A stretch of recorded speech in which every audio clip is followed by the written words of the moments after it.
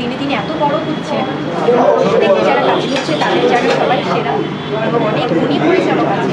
তো আমার কাছে মনে হয় যে আসলে অ্যাজ এন আর্টিস্ট শিল্পী হিসেবে আমার গল্প ভালো কাজ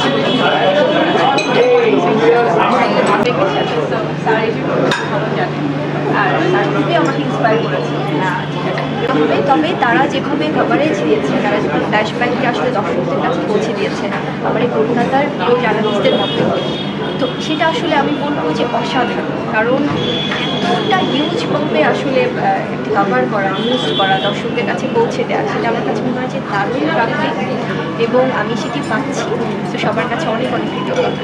আমি শেষবার কলকাতায় তো আমি অনেক বছর ধরে আসা যাওয়া করছি, এটা তো আসলে আমার ফার্স্ট টাইম আসে না।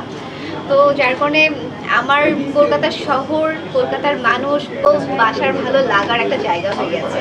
প্রত্যেক মান্থে যদি আমি কলকাতায় আসতে না পারি তাহলে আমার মনে হয় কিছু একটা মিসিং, আমাকে যেতে হবে। ওখানে দাঁড়িয়ে আমি প্রথম জীবনে বড় পর্দার সামনে আসলাম।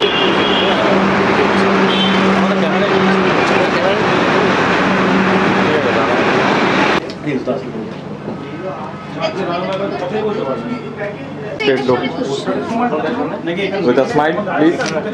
Thank you.